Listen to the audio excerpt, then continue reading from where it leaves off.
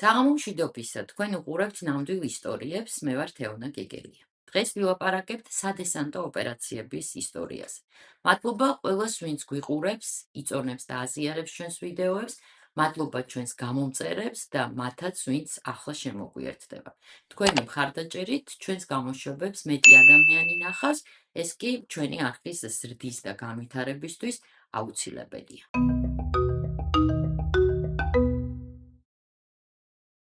მსოფლიო ირანის სანაპიროებთან ამერიკული სახმელეთო ოპერაციის მოლოდინში. ბოლო 20 წლის განმავლობაში ახლო აღმოსავლეთში ამერიკული სამხედრო ძალის ასეთი მობილიზება არ ყოფილა. ამერიკელებმა საკუთარი სადესანტო ძალები ბოლოს ამ რეგიონში ბრძოლისთვის გამოიყენეს 2003 წელს ერაყში შეჭრის შემდეგ.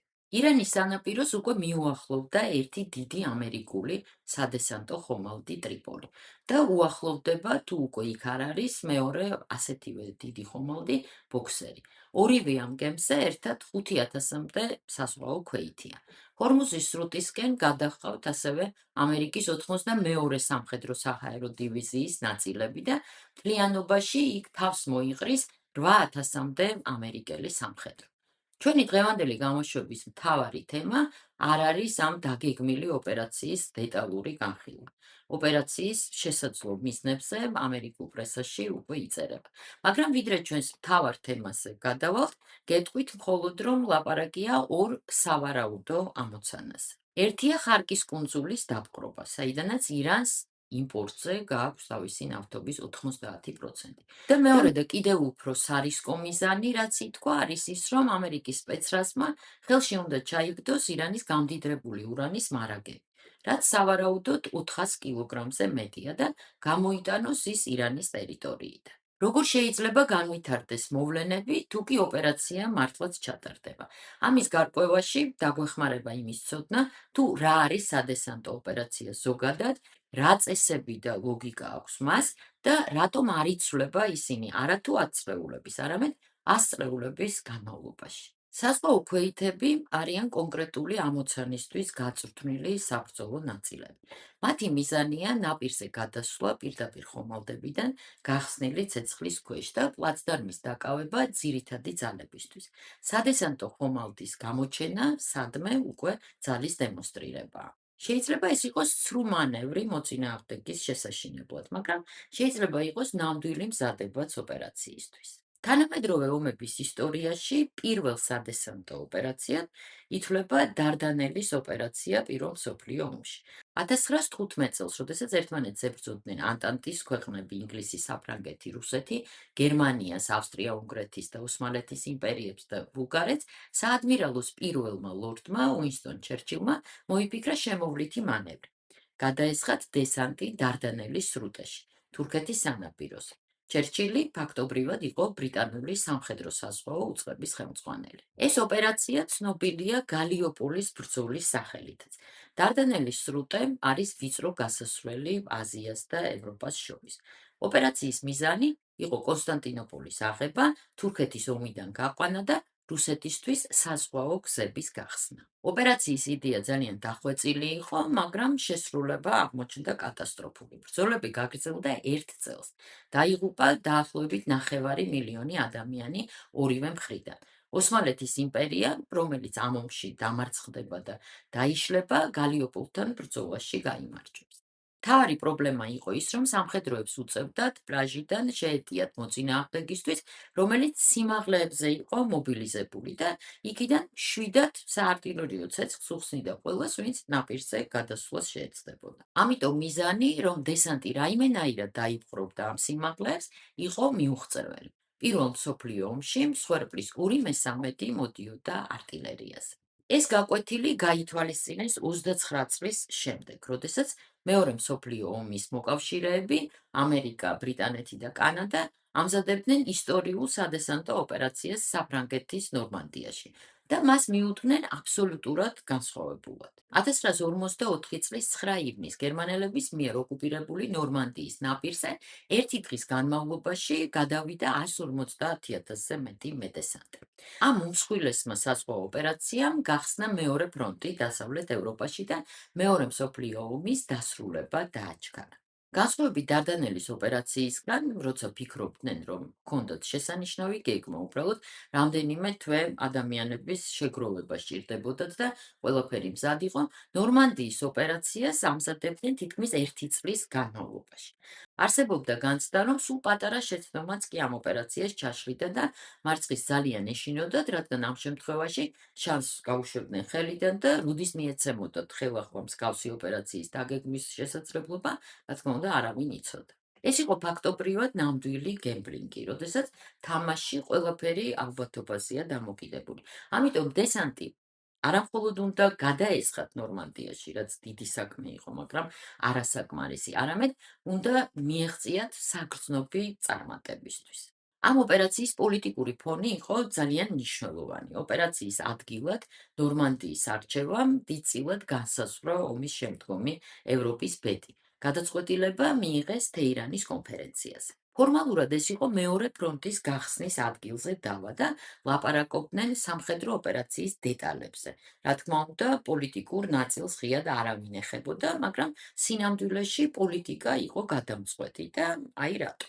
ჩერჩილი თანმიმდევრულად მოითხოვდა, რომ მეორე ფრონტი ევროპაში გახსნილიყო ბალკანეთში, რაც სტალინს საშინლად არ უნდოდა. რაში მდგომარეობდა ჩერჩილის იდეა? 1953 წლის შემდეგ ცხადი გახდა, რომ წითელი არმია დაადგა გამარჯვებების გზაზე, რაც ნიშნავდა იმას, რომ ის საბჭოთა კავშირის ტერიტორიიდან გერმანელების განდევნის შემდეგ შევიდოდა ევროპაში და დაიწყებდა ტერიტორიების დაკავებას. ეს კიდევ იყო ის, რისიც ევროპელებს ეშინოდათ ჯერ კიდევ 1917 წლის შემდეგ, როდესაც ბოლშევიკები მსოფლიო რევოლუციას გადაგებდნენ. ამიტომ ჩერჩილის ლოგიკა იყო ასეთი: თუ კი მოკავშირეები, ამერიკელები, ინგლისელები გადასხდებოდნენ ბალკანეთში და შემდეგ ბალკანეთიდან წავიდოდნენ ჩრდილოეთისკენ, ამით შეზღუდავდნენ საბჭოთა ხელისუფლების გავლენას და მის შესვლას ევროპის გარკვეულ ტერიტორიებზე. მაგრამ რუზველტს აღიზიანებდა ჩერჩილის ეს დაჟინება, მიაჩნდა რაღაც უადგილო პოლიტიკურ თამაშად და მიუხედავად იმისა, რომ ის ემხრობოდა ამ ომში ამერიკის მონაწილეობას, ამ დისტანციას, რომ თქვენი ევროპული საქმეები ძალიანაც შეგვაწუხებთ, მაინც ინარჩუნებდა. ჩერჩილს კიდევ არ უნდოდა კომუნისტების გაძლიერება ევროპაში, მანამდე კი მან დიდი ძალისხმევით დაარწმუნა ყველა, რომ გადაესვათ ძალები სიცილიაზე და ფიქრობდა, რომ ბალკანეთიც იქვე იყო და ნელ-ნელა იქნებ ეს გეგმაც როგორმე გაეტანა. საბოლოოდ რუზველტმა მხარი დაუჭირა სტალინს და არა ჩერჩილს. შემდეგ ის თავის შვილს უხსნიდა, რომ მისმა შტაბის ხელმძღვანელებმა უთხრეს თითქოს ნორმანდიაში ოპერაციის შემთხვევაში ნაკლები ამერიკელი ჯარისკაცი დაიღუპებოდა და მისი არჩევანი სწორედ ამ მიზეზმა განსაზღვრა. ზუსტად არავინ იცის, რა მოხდებოდა, ნორმანდიაშიც დიდი იყო მსხვერპლი, მაგრამ ასეთი იყო ამ ოპერაციის პოლიტიკური ფონი და ჩვენ ვიცით, რომ მეორე მსოფლიო ომის შემდეგ სტალინმა ნახევარი ევროპა საკუთარი გავლენის ქვეშ მოაქცია შესაბამისი შედეგებით და ის უბრალოდ არ გადიოდა ბევრი დაკავებული ტერიტორიიდან. ეხლა როგორ ემზადებოდნენ ამ ოპერაციისთვის? მანამდე ჩატარდა ძალიან მასშტაბური დეზინფორმაციის ოპერაცია. თუ კი დაიწყებდნენ რკინიგზის დაბომბვას, მაგალითად პარიზთან, გერმანელები ვერ მოასწრებდნენ მის აღდგენას და რეზერვის და დამატებითი ძალების გადასხმას კონკრეტულ ადგილზე. თან ეს კონკრეტული ადგილი მათთვის უცნობი იყო, ამხელა სანაპიროზე მოწინააღმდეგის დესანტი სად გადმოვიდოდა, არავის რა თქმა უნდა და მით უფრო მტრებს წარმოდგენა არ ჰქონდა. როდესაც მოკავშირეები განიხილავდნენ თუ როგორ უნდა გადაესხათ ეს ძალები სანაპიროზე, გულისხმობდნენ დიდ გემებს, რადგან გადასატვირთი იყო ტანკები, артиლერია, რაც აუცილებელი იყო დიდი, ასე ვთქვათ, არმიისთვის, მაშინ საფრანგეთის სანაპიროზე უნდა განიახლებინათ პორტები.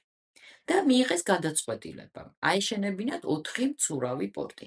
ანუ ამერიკელებმა ადგილზე მიიტანეს პორტები, დაამონტაჟეს სანაპიროზე და დაიწყეს მთელი ამ ტექნიკის გადატანა ამ პორტების საშუალებით. აი ასეთი მასშტაბის იყო ეს ოპერაცია. ნორმანდიაში დესანტის გადასხმა შესაძლებელი გახდა იმიტომაც, რომ მოკავშირეებს უპირატესობა ჰქონდათ ცაშიც. დესანტს ციდან იცავდა 11,000 საბრძოლო თვითმფრინავი. საჰაერო მხარდაჭერის გარეშე სადესანტო ოპერაციის ჩატარება ან საერთოდ შეუძლებელია, ან ძალიან რთულია და ახლავს ძალიან დიდი დანაკარგები. დღეს სხვაგვარად კონტროლდება დრონს, რომელიც რამდენიმე ასეული დოლარი შეიძლება ღირდეს, შეუძლია გაანადგუროს მაგალითად კატერი მედესანტეებით.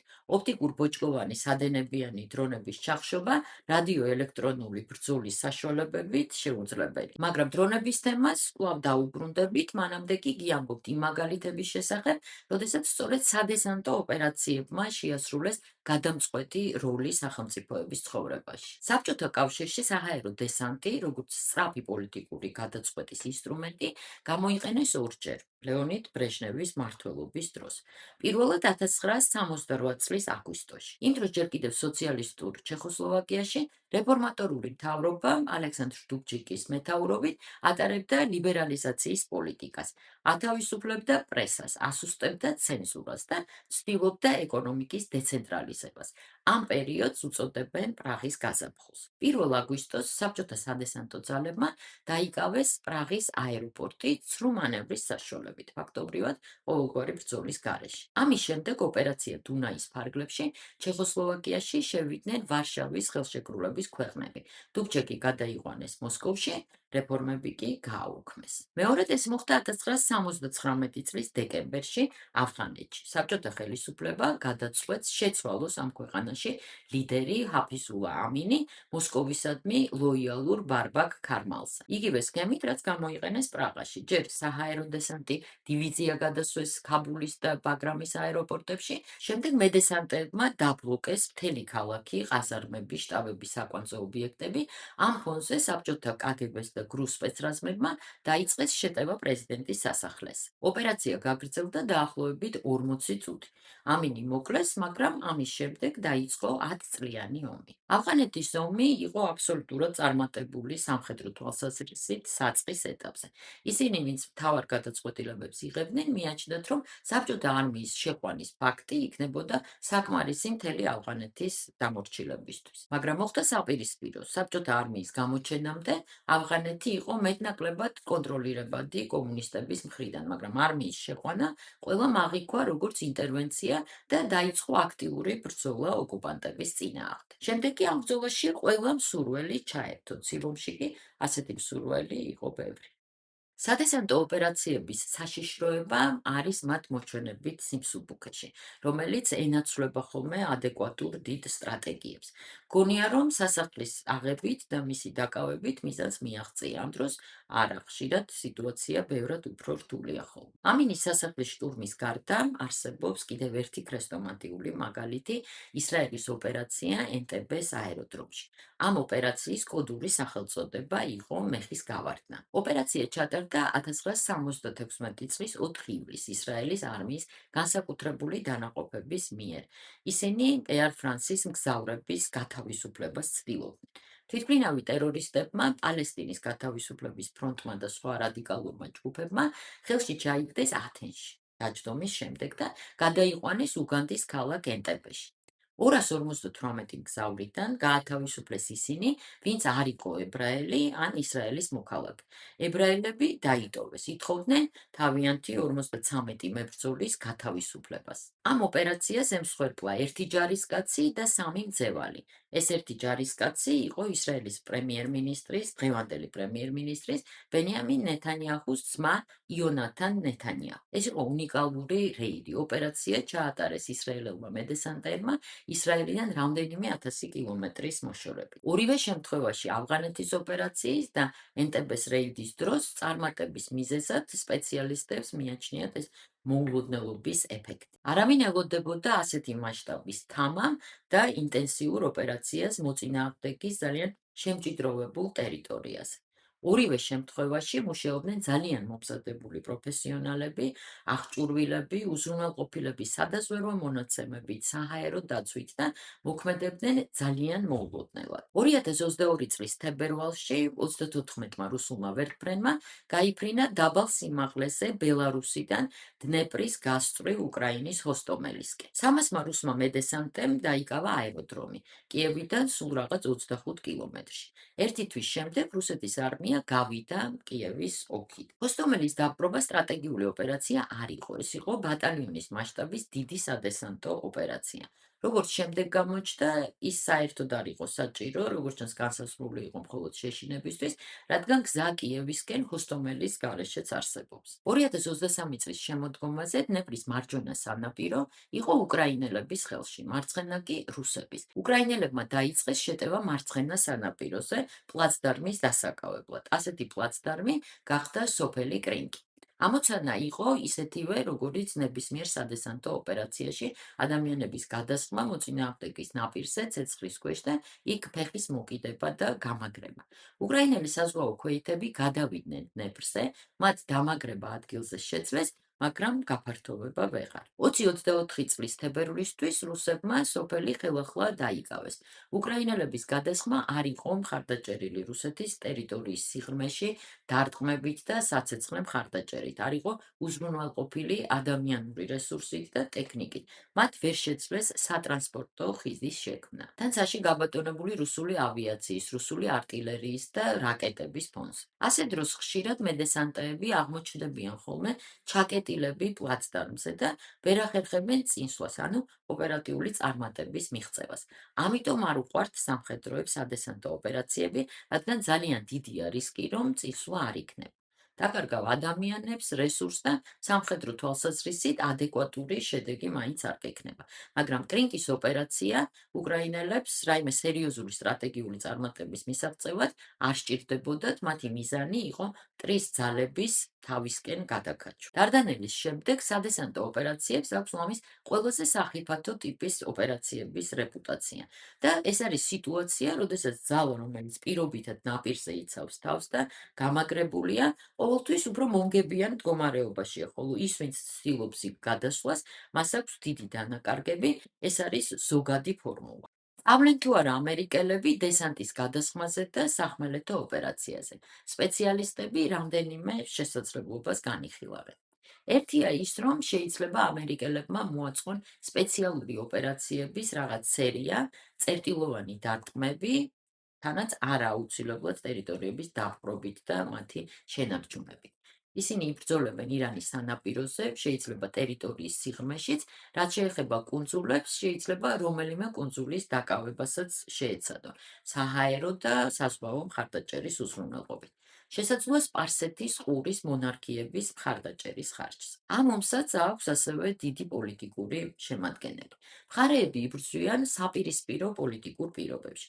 ამერიკელები ძალიან არიან დამოკიდებული მსხვერპლის რაოდენობაზე. ირანელებს ეს ფაქტი საერთოდ არ აინტერესებს.